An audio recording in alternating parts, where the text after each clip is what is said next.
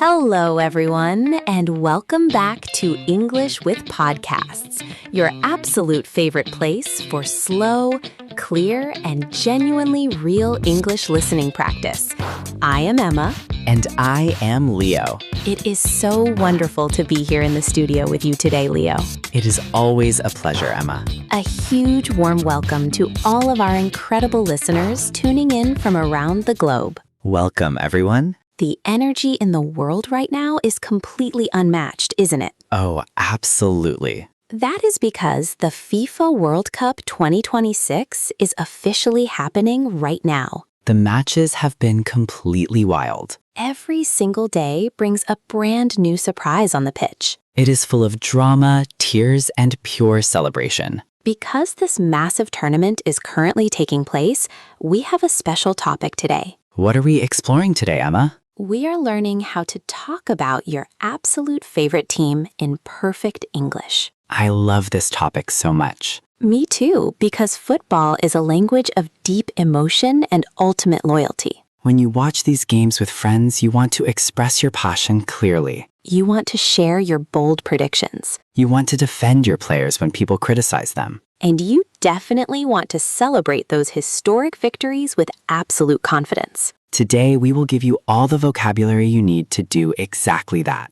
We will teach you phrases for declaring your loyalty. We will look at conversational terms for friendly arguments. And we will explore the emotional words used for ultimate glory or painful heartbreak. Let us start with the absolute basics of a football conversation. Declaring who you support. When someone asks you who you are backing in this tournament, what do you say? Well, the standard way is to say, I support Brazil, or I root for France. The phrasal verb to root for means to cheer for a specific team. It means you want them to win. But what if your love for the team is incredibly deep and intense? Then you can say, I am a die-hard fan of Argentina. Oh, a die-hard fan. Yes, that is a fantastic phrase. It means your loyalty never changes, no matter what happens. Even if your team plays terribly or loses a match, you still love them. A die-hard fan stays loyal through thick and thin. You can also say, I have been backing this team since I was a little kid. To back a team simply means to support them and believe in their success. It shows a very long personal history with the shirt. But during a massive World Cup like this, we also see another type of fan. Yes. We call them bandwagon fans. Bandwagon fans are very funny. A bandwagon fan is someone who only starts supporting a team because they are winning. They do not care about the team during the difficult years. They just want to join the celebration when the team is popular. If you want to clarify that your loyalty is real, you can tell your friends a specific phrase. What phrase should they use, Emma? You can say, look, I am not a bandwagon fan. I have supported them through all their struggles. That is a great way to protect your status as a true fan. We all have friends who suddenly buy a jersey when a team reaches the semifinals. Yes, we definitely do. Now, once you declare your favorite team, the conversation always moves to predictions. Everyone wants to talk about who will actually lift that golden trophy. How do you express complete, unwavering confidence in your favorite team? If you truly believe in them, you can tell your friends, this is our year. That is such a classic phrase. You can also say, we are going all the way. To go all the way is an excellent sports idiom. It means to reach the very final match of the tournament and win it completely. It shows that you don't just expect a small victory, you expect the ultimate championship. You can also say, we have the squad to lift the cup this time. The word squad refers to the entire group of players selected for the tournament. It does not just mean the 11 players on the pitch. It includes all the substitutes on the bench. If a friend asks why you're so confident, you can explain the balance of the team. You can say, we have incredible depth in our squad this year. Depth in the squad means you have excellent backup players who can change the game. That is extremely important in a long tournament like the World Cup. But what happens if your favorite team is not a giant powerhouse? What if they are considered an underdog? An underdog is a team that people widely expect to lose because they are weaker.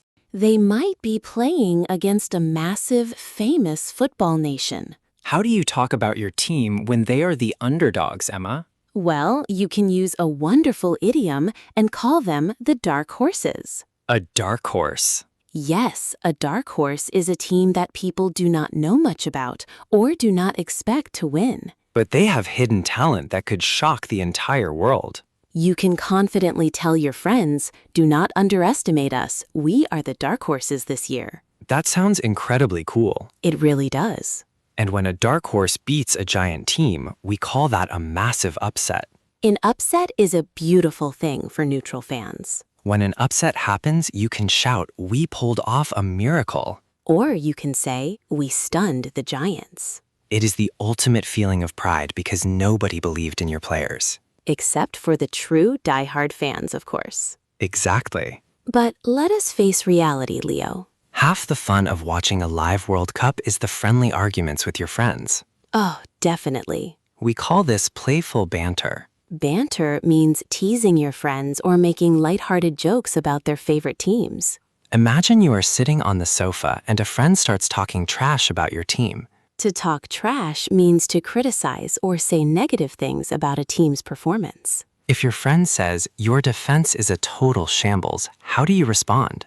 A total shambles means something is completely unorganized, chaotic, and terrible. It is a very common insult in football English. To argue back effectively, you need to point out your team's strengths. You can say, "Our defense might be struggling, but our front line is absolutely clinical." Clinical is a perfect descriptive word for attackers. When a front line is clinical, it means they are incredibly efficient and accurate.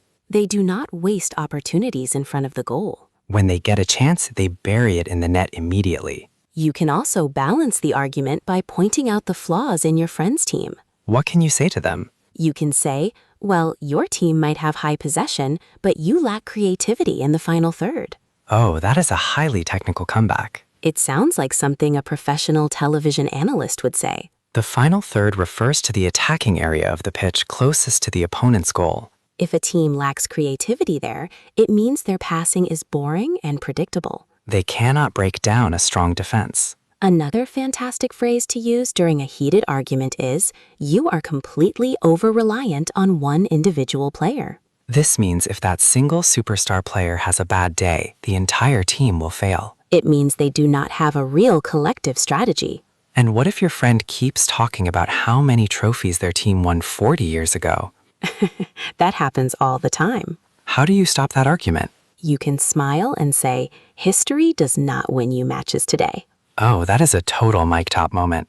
It really is, because past glory does not matter in a knockout tournament. What matters is current form. Current form refers to how well a team has been playing in their most recent matches. If a team has great current form, they have a lot of momentum and confidence. Now, let us dive into the raw emotions of watching a live knockout match. This is where the tension becomes almost impossible to handle. Your heart rate is high and your nerves are completely shattered. When a single mistake means your team gets eliminated from the World Cup, the stress is real. You can tell the people around you, I am absolutely on the edge of my seat right now. This means you are so excited and nervous that you cannot sit back comfortably. You are literally leaning forward, staring at the screen with intense focus. You might also see fans biting their nails or pacing around the room. If the match goes into extra time, the anxiety doubles. And if it goes to a penalty shootout, it is almost terrifying. In those moments, you can say, my heart is in my mouth. That is a beautiful, vivid idiom. It perfectly describes that feeling of extreme fear and suspense when everything can change in 1 second. When the final whistle blows, it leads to two completely different human experiences. Ultimate glory or devastating heartbreak. If your team wins a close match to progress to the next round, the feeling of joy is magical. You jump into the air, you hug your friends, and you shout, we did it! You can say, I always had faith in this team. Faith and belief are words that true fans use to describe their unconditional trust. But if your team loses a match in a cruel way, it is devastating. Like conceding a goal in the very last second of injury time. The word heartbreak is used constantly by fans and sports commentators. You can sit in absolute silence, put your head in your hands, and share your pain. What do you say when you feel that way, Emma? You can say, I am absolutely gutted.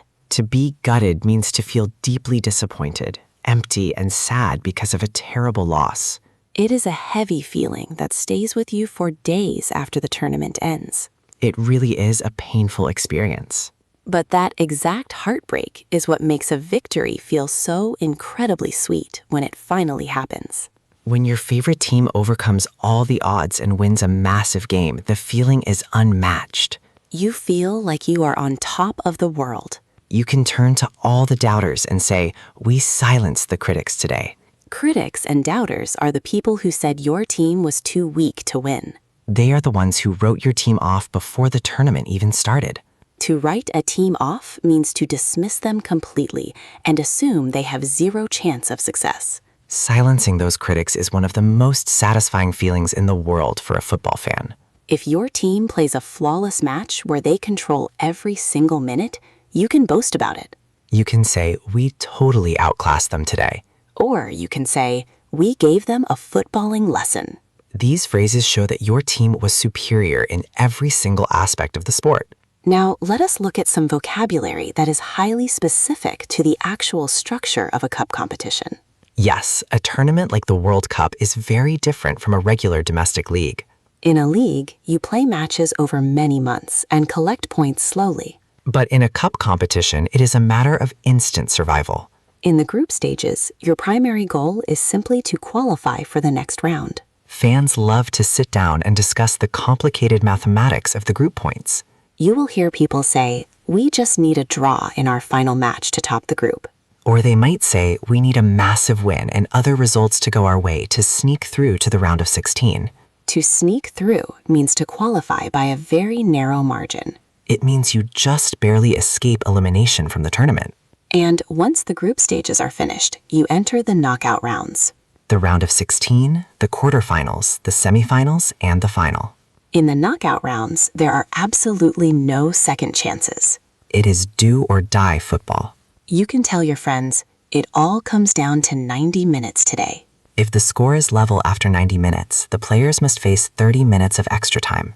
And if there is still no winner after extra time, it goes to the ultimate test of psychological survival.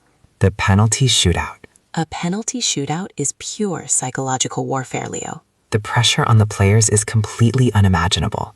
When a player walks up to take a penalty that could send their country to the final, the whole world stops. You can say the weight of the entire nation is on his shoulders right now. If your goalkeeper makes a heroic save to win the shootout, the explosion of joy is immediate. You scream at the top of your lungs, "We are going to the final."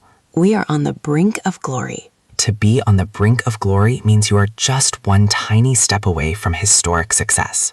Glory is the ultimate word in football culture. It represents the realization of a lifelong dream for players and fans alike. Lifting that iconic trophy aloft in front of a packed stadium is the pinnacle of human achievement in sports. If your favorite team actually wins that final match, their names enter the history books forever. You can proudly tell everyone they have cemented their status as legends. To cement your status means to fix it permanently so that it can never be erased or forgotten. Even 50 years from now, people will still talk about the team that won the World Cup 2026. They will remember every single goal, every single save, and every single celebration.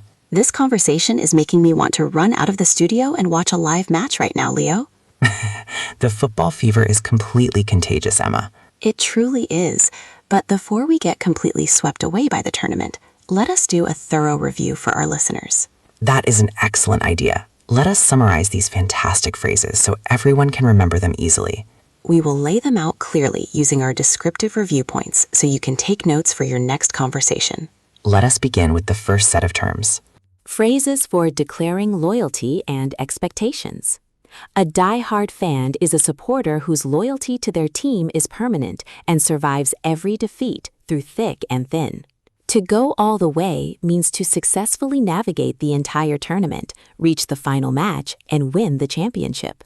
A dark horse refers to an unheralded or underrated team that has the hidden quality to surprise the world and cause an upset.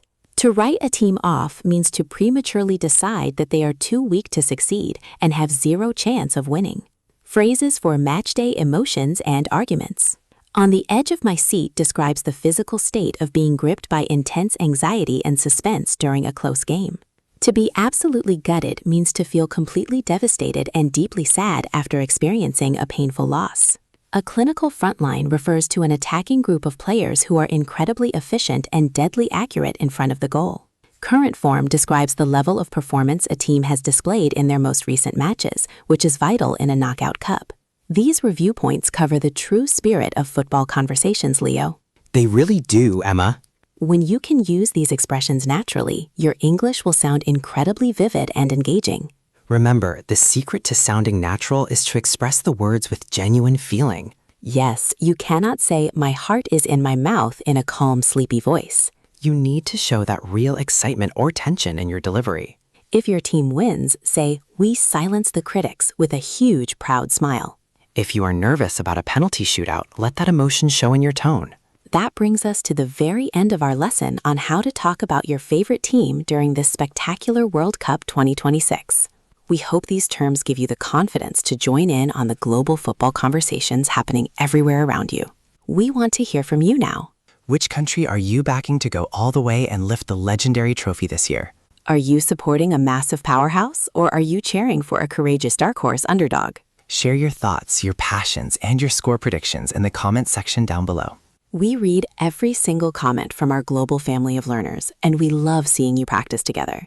Do not forget to type our special community signal phrase in your comment. Please type the words "ultimate glory" in the comments right now to show us that you have finished this listening lesson successfully.